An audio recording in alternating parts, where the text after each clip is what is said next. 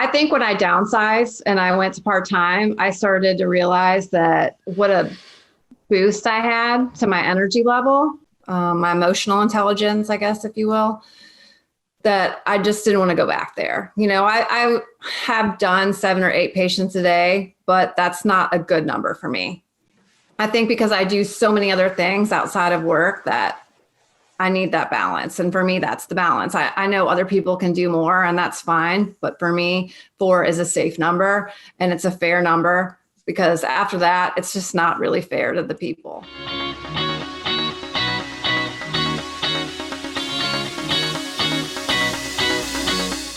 Hey, what's up? Welcome back to the Cash PT Lunch Hour podcast.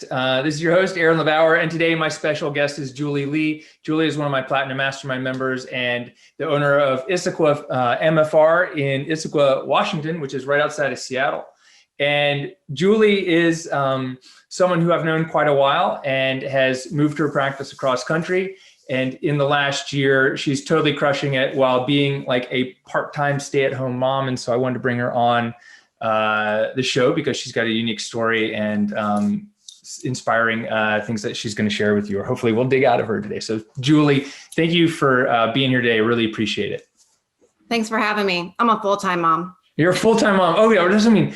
Let me go back and say you're a part-time business owner, full-time mom, or well, what is it? Because you basically have your daughter at home full-time and you're running a part-time practice. So tell me, like, what do you call that and how are you making it work? Because I think that's the secret that we need to get into today. It's crazy.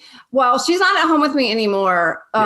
She's home with me on Monday because I'm off on Monday. So I'm not really off. I'm not really ever off. That's why I specify that I'm a full-time mom, because you're never off the clock when you're That's true. You know that. Which is fun, but it's crazy. And we just roll with it like 2020.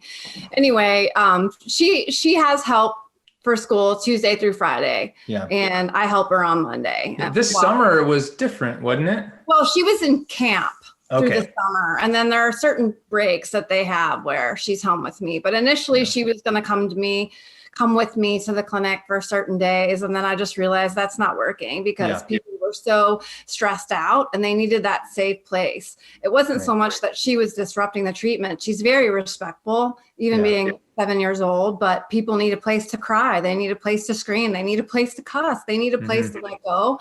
And I need to hold that space sacred for them. So I made sure that I could maintain those boundaries, and I just have to limit my schedule. So I work 9:30 to 3:30 and that's all I can do. And I work Tuesday through Saturday. Yeah, that's awesome. So this summer, and the reason I wanted to bring that up, because I get a lot of people say, Aaron, well, I can't possibly get started because I have baby on the way, moms and dads. It's like, well, I can't because I don't want to take time away from my family.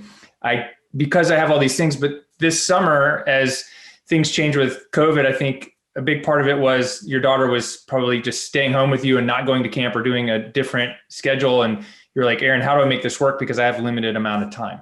Right. Well, yeah. In the beginning, when COVID first hit and they were navigating that, schools closed and she was online. So she was home with me in March and April. And how did you make it work?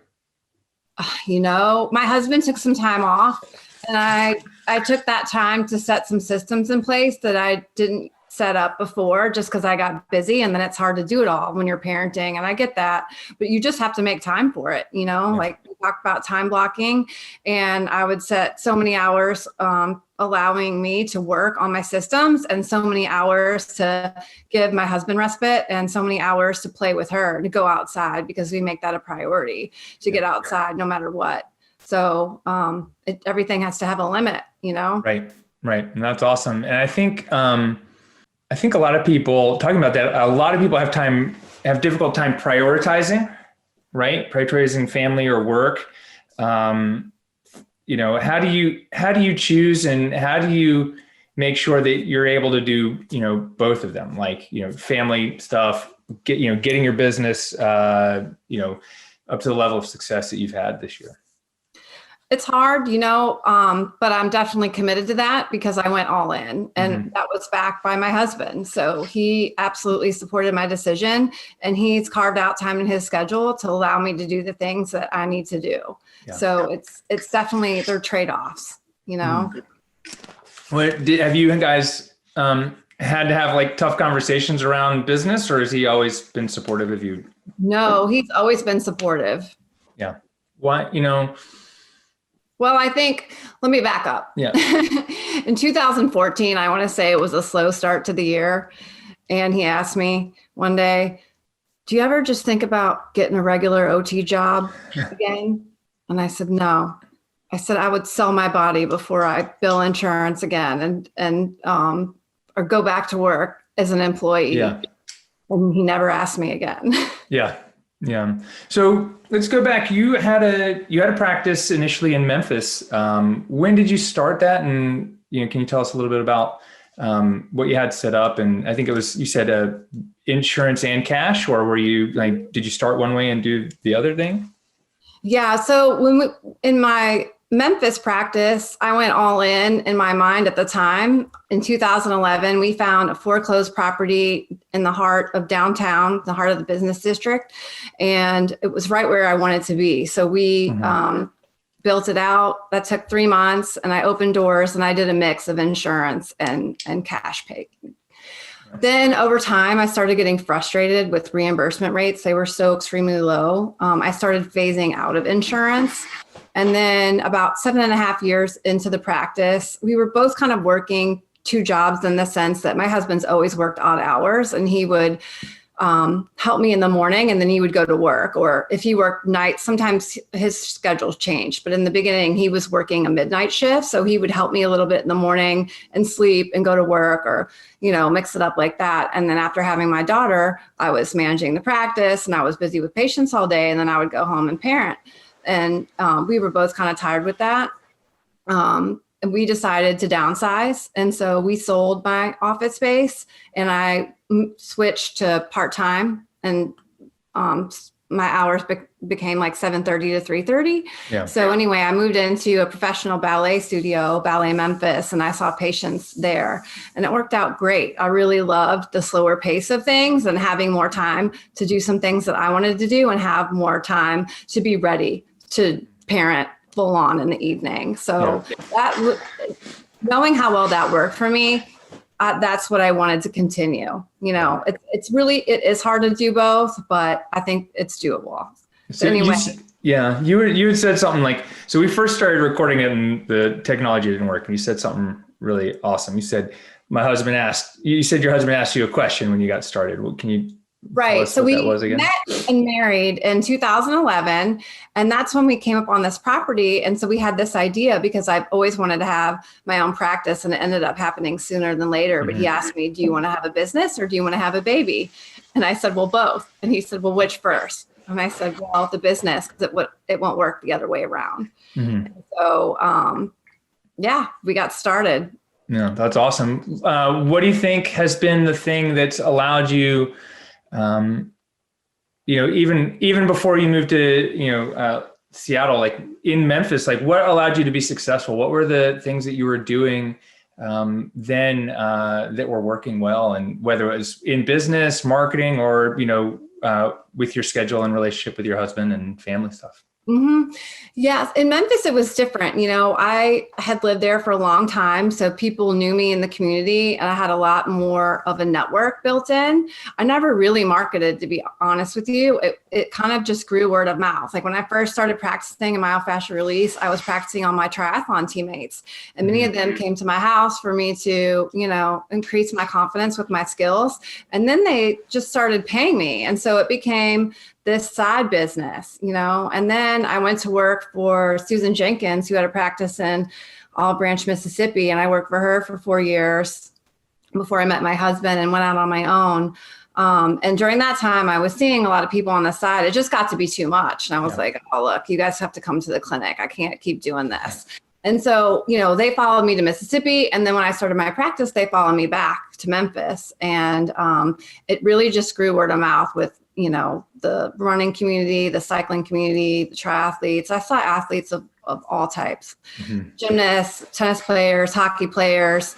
I saw a professional baseball player one time who was just in town to scout for the Redbirds, which was pretty cool. So I worked a lot with recreational athletes, and it really was 80% word of mouth. I had some Google ads, but to be honest, I never really tweaked them. They just kind of would run in the background and would pay for themselves. Right on. And then you guys moved out to Seattle, to Issaquah. Like when did you guys move, and what prompted the move? You know, just a life change. I always thought that the wind would blow us west. And my cousin got married here actually 2 Augusts ago. And I just thought it was absolutely amazing. It was really more of a calling before it was a conscious choice, almost in the same sense that happened to me in Memphis, because I was prepared to go anywhere graduating from college. But I just felt like it was time for a change. And instead of waiting until my daughter graduated from high school, we thought we could be enjoying this now. So if we're going to take this risk, let's do it now. And if it doesn't work, we could still recover financially or whatever. But it was just one thing that I felt I would regret if I didn't try in my lifetime. And so I wanted to take that risk and do it now. That's awesome. What do you like so great about like Seattle? Like, I mean, I've been there. It's cool. There's a big needle and they throw fish at the supermarket, but it's cold and rainy, right?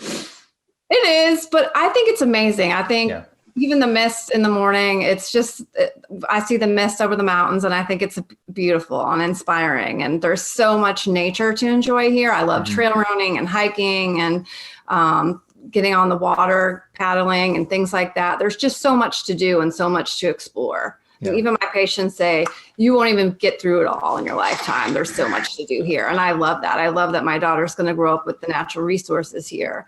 There's just so much to see. You know, we've made an effort to make concentric circles and exploring around Seattle, and still like it just, you know, kind of whets your appetite for more. So I feel like I kind of have ADHD for everything you can do outside, and I have a long to-do list, but I'm just kind of, you know, checking things off that bucket list. Right. What's the, oh my gosh, what's the big mountain out there? It's called Rainier. Yeah, Mount Rainier. That's it. You get all my big mountains mixed up, but I know I can see it clearly because the pictures, it's almost always snow-capped. You also climbed that this summer, right? I did. That's not an easy thing to do. No, you have to be prepared. Yeah. I mean, you had to train. I mean, so this summer you were training to climb Mount Rainier. You're working on growing your business, being a full-time mom. Like, how'd you fit?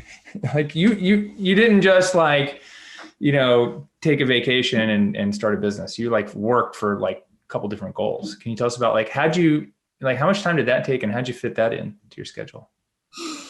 I carved time out on my schedule. So, basically it's a 4-month training program that I followed, and knowing how much time it was going to take me each day and each week, I would block that off my schedule so that I wasn't overbooked, because I have a tendency to take my time away from myself when someone else calls me in a crisis. And it was just an absolute boundary that I couldn't give up. Yeah. So I would see, you know, a couple people and go work out. And then if I had time to see someone else, maybe I would, but it would just depend. So I would have to fit it in with my daughter's camp schedule. Right on. That's cool. And not everyone makes it to the top. Like a lot of times people get to halfway up and the weather's bad Right. Yeah, it has a 50% success rate. And, you know, it's a very aggressive elevation gain. Most people don't really realize that Rainier is like a freestanding mountain next to an ocean where, you know, you're at sea level and then you're climbing to 14,000. So it's not that tall, but when you get in the parking lot, you're at 1,500. Whereas if you go to Colorado and you go hike, you're already at 6,000. So it's not much of a gain. Yeah.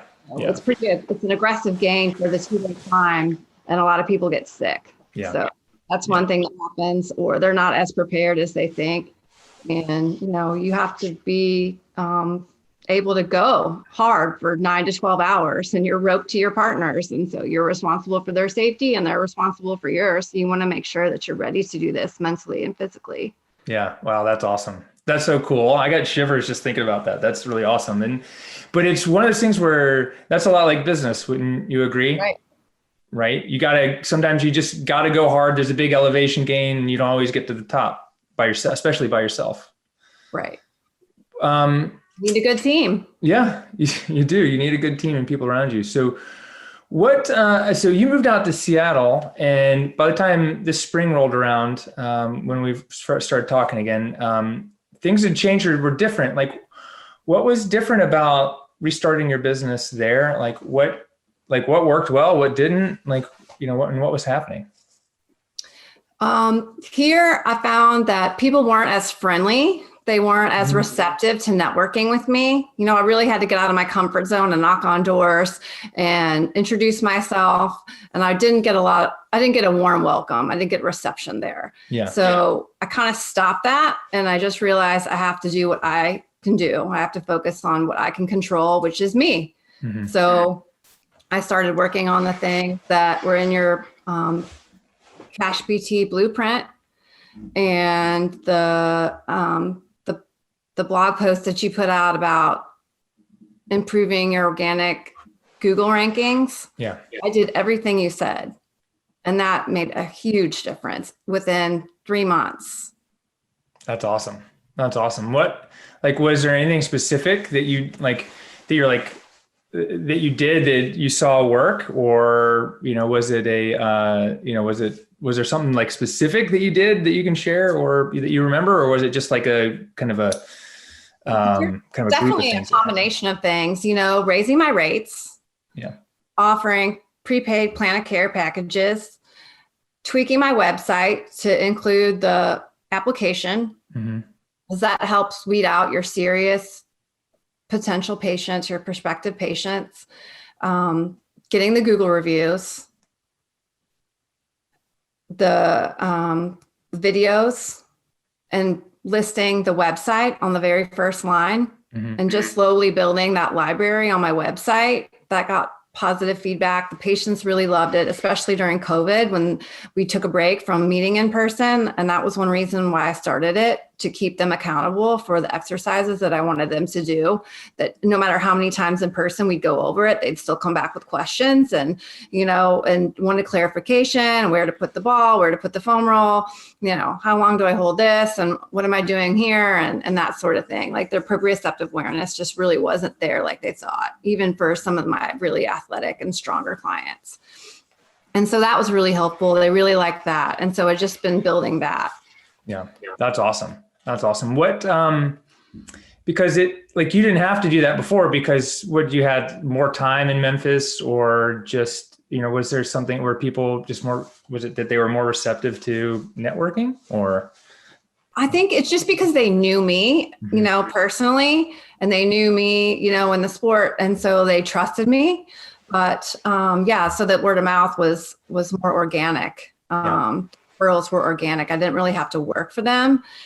There was a running store that I was shopping at for 18 years, and I knew the staff. I treated all of the staff, and they sent referrals my way, especially when they weren't responding to traditional modalities, which was super helpful and appreciated. And so we kind of had that relationship. Also, my team, I've received a lot of referrals from my teammates and from friends and family members, and then it also would spread from there. So it wouldn't be uncommon for me to see the whole family. I'd see one spouse and I'd see the other spouse, and I end up seeing the children, and I am seeing the grandparents, and that started happening here too. Yeah. Yeah. And I mean, is that only happening more recently now, or, was that it was not kind enough? of happening from the beginning, but I definitely have people that I feel like here in Seattle, they're so much more focused on their health and wellness, and they have no problem paying for it. They'll put money down as long as they're getting the results. And so I had patients that are anxious that, I'm almost going to have to push them out of the nest. They want to stay on. And it's like, I can't retain everybody, because then I can't see new people. So I'm kind of having that problem with the overflow, which is a great problem to have. But, you want them to have some confidence in what they're doing, and they have to test the water too and get back out there, because I can't treat them forever. Right. But, and that's a good problem, right? It's like, what do? I've got people, I don't have enough room for new patients. But you're not seeing, but like we said before, you're not seeing 40, 30 people a week. How many people a week are you treating right now? No, I can only see 4 people a day, because that's the amount of time that I have while my daughter's in school. So I see a maximum of 16 a week. That's awesome. I've seen 18, but that's not fun. Yeah. I mean, I got to the point where if I saw 26 people in a week, I was exhausted and just like, like 18, 20, I was like, I could do this all the time. It was a great number. Yeah. It's a great balance for me. And it's not so much the physical work, it's the emotional, I can listen with my full body for about 4 hours. Yeah. I'm glad you bring that up because I know a lot of young therapists, even Caitlin, who, works for me, they don't really learn how to balance or handle like the emotions from other people. Like they're not really taught that in PT school. Like I was taught that in my massage therapy training and I took it for granted. And I was like, you didn't talk about this in PT, like we're seeing more people. How did you learn about that or figure that out?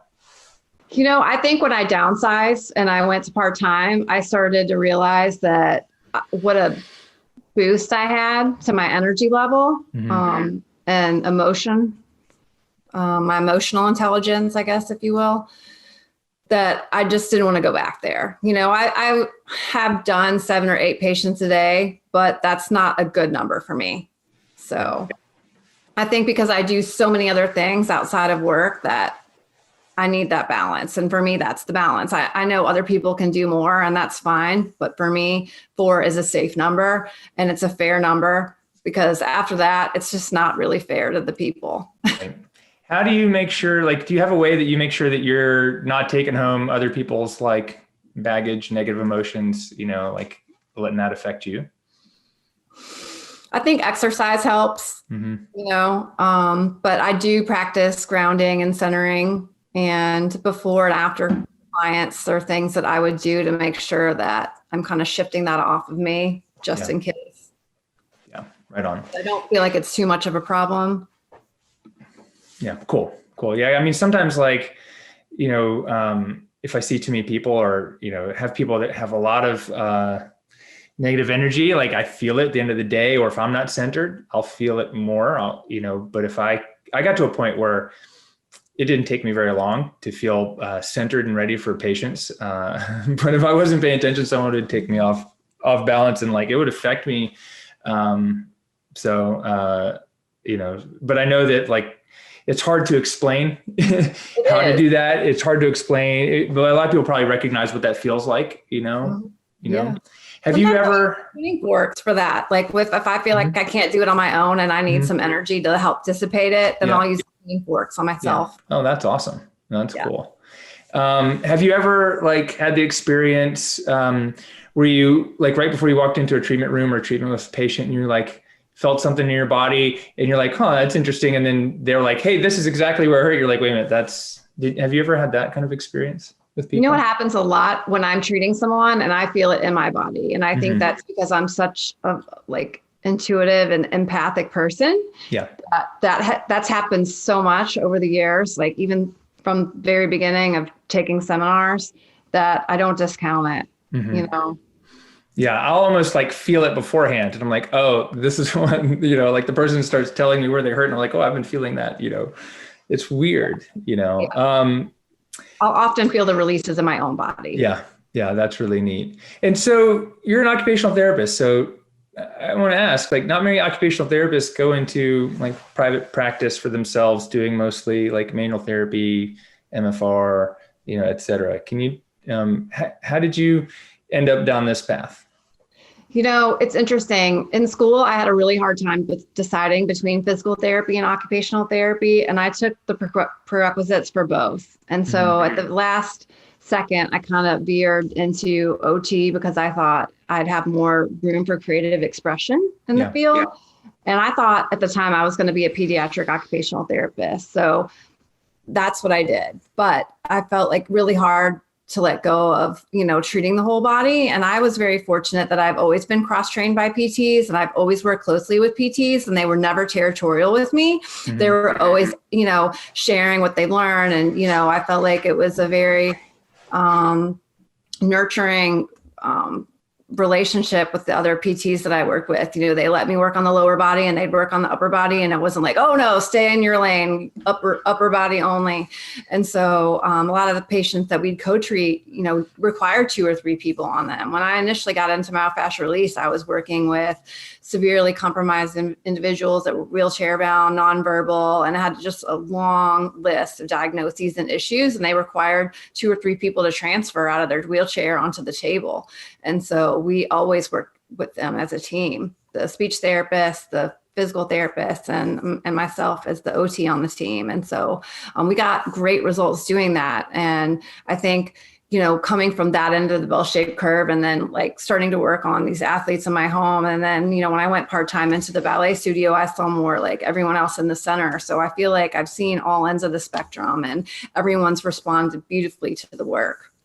That's awesome. And it's one of those things where I forgot that you were an OT. Like you said something this summer. I was like, oh yeah, she's an occupational therapist. It's like, I think, which I think is great, because I think when we get to a place where PTs, OTs, even chiropractors, and other professions, like where we feel like there's no distinction. Like, I feel like that's where we're doing some of our best work, because it's patient-centered and in a way, rather than, like body part centered and, right. problem centered.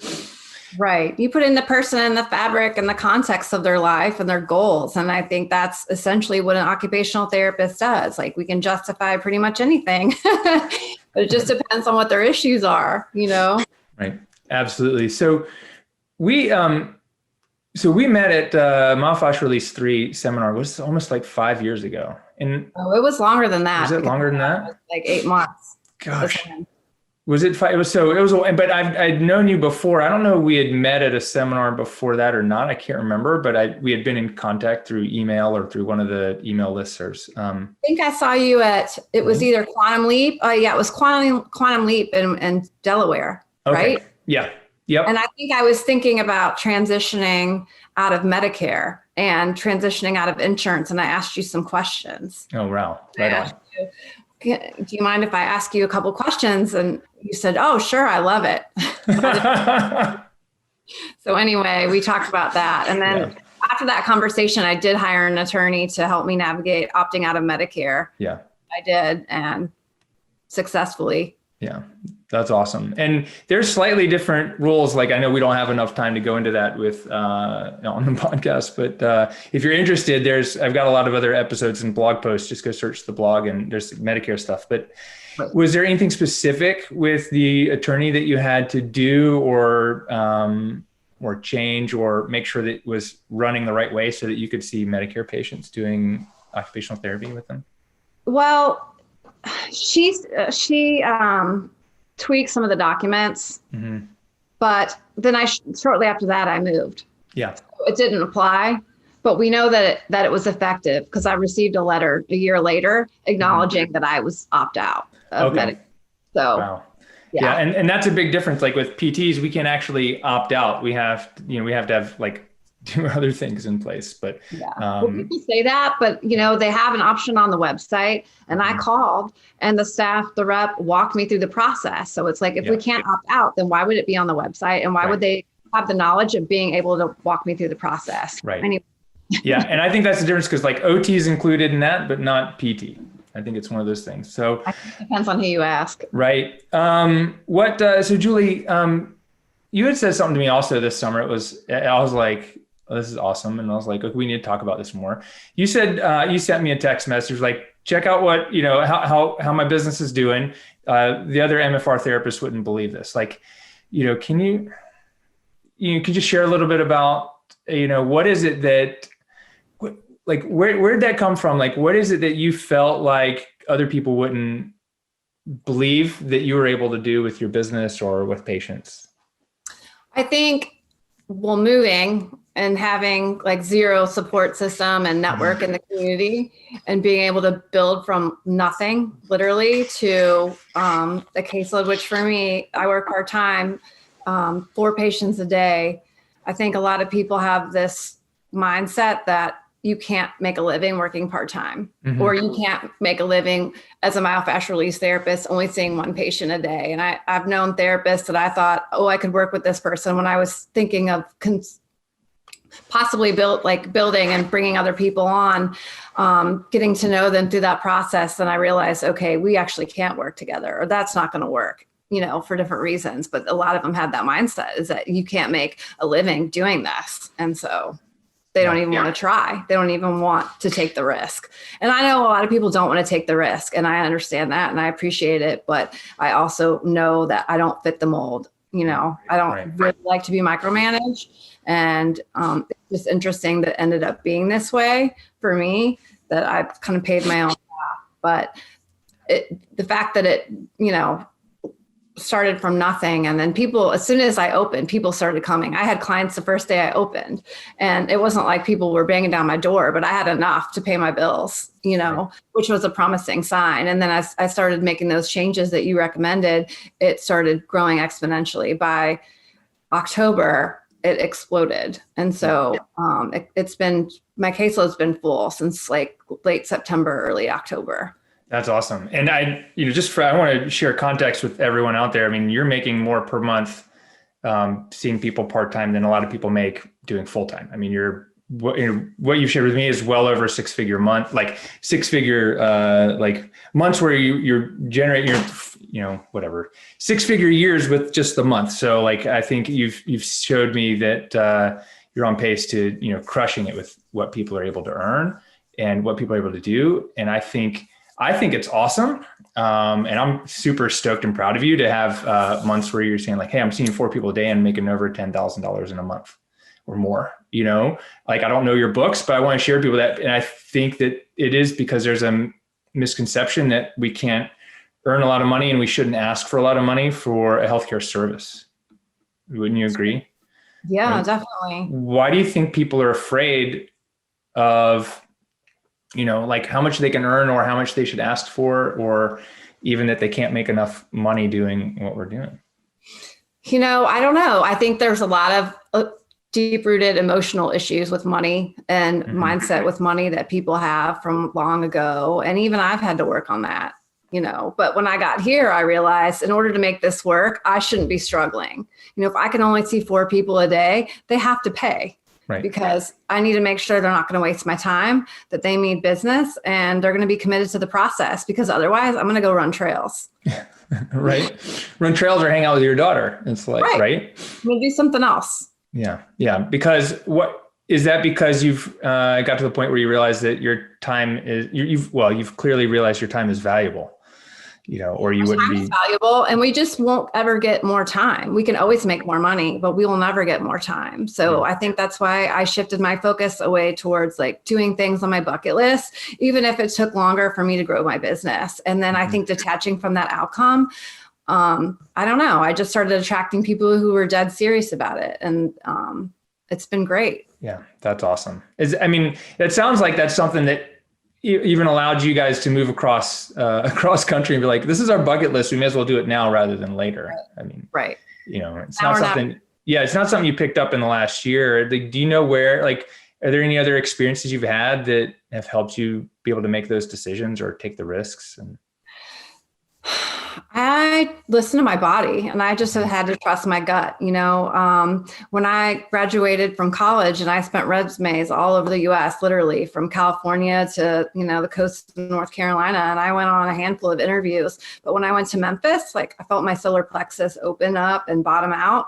And that's always a sign for me that it's the right thing. And so when I was like, Memphis, really? But yeah, Tennessee became 3-dimensional on the map, and that's where I was going to land. And so anyway, it kind of grew from there. But that similar thing happened when I visited Washington.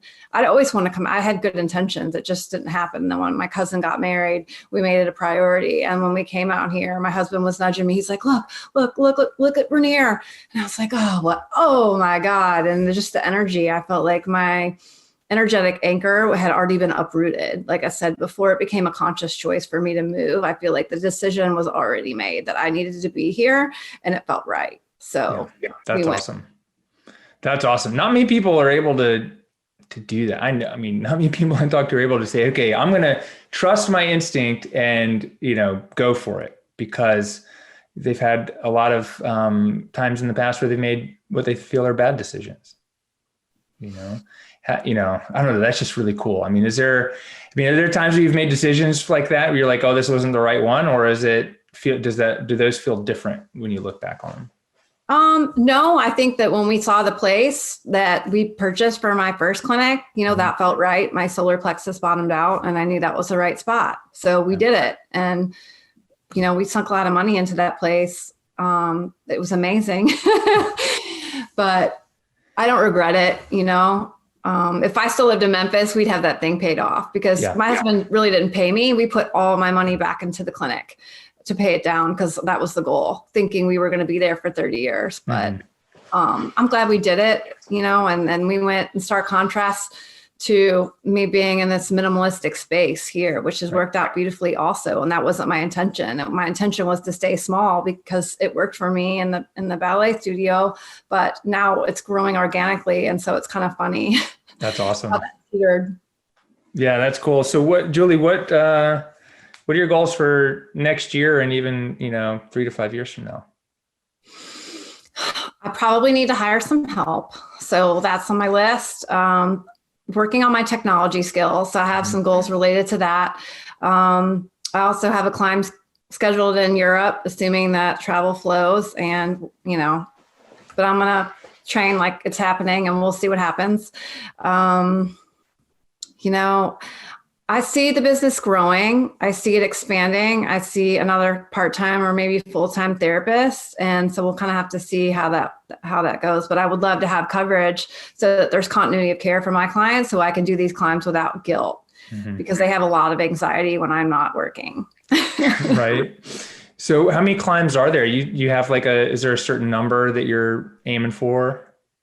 Well, there's 3 that are on the bucket list. Yeah. And then after that, it'll be just for fun. So what are the other climbs? So there's Rainier, and what else?